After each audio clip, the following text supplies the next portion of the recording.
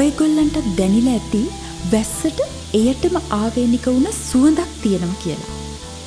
ඉස්සර මං හිතාගෙන හිටියේ මේ සුවඳ එන්නේ වැස්ස පොළවට වැටුනහම ඒ පස් වලින් කියලා.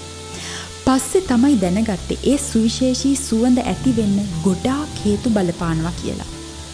වායුගෝලය හරහා වැටෙන වැස්ස එහි තියෙන විවිධ රසායනික ද්‍රව්‍ය සහ විවිධ වායු වර්ග උරා ගන්නවා.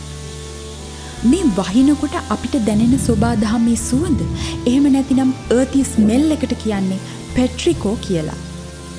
ඒ සුවඳ ඇතිවෙන්න ගොඩක් හේතු බලපානවා.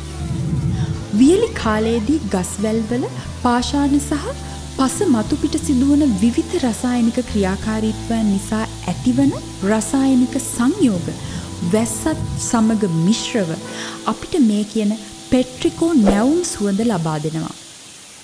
අද ලොව පුරා මෙම සංයෝගය ගැන ඒ කියන්නේ petrichor fragrance oil ගැන කතා බහට ලක් වෙනවා. පොළව මතු පිට සිටින බැක්ටීරියා වැනි ශුද්‍ර ජීවීන් සහ පාංශු ජීවීන්ගේ සිට ගහකොළ වලින් නිකුත් කරන සුවඳ මුසු ඔයිල් මෙම petrichor සුවඳ සෑදීමට ඉවහල් වෙනවා.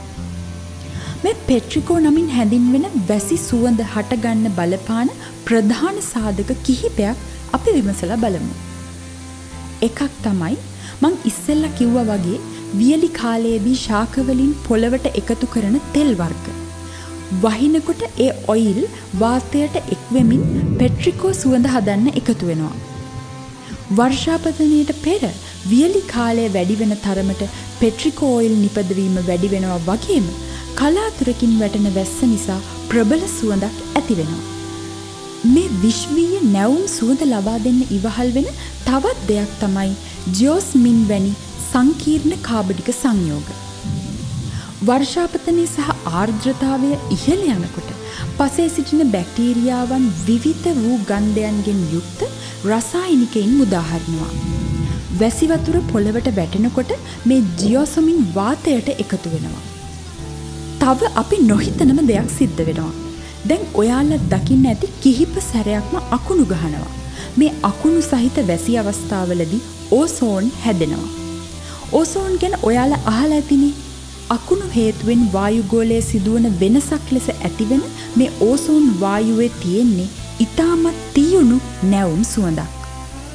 මිනිස්සු විසින් සිදු කරන වායු දූෂණය නිසා රසායනික ද්‍රව්‍ය වැහි බිඳු වලට දියවීමෙනුත් වැස්සේ සුවඳ වෙනස් වෙනවා.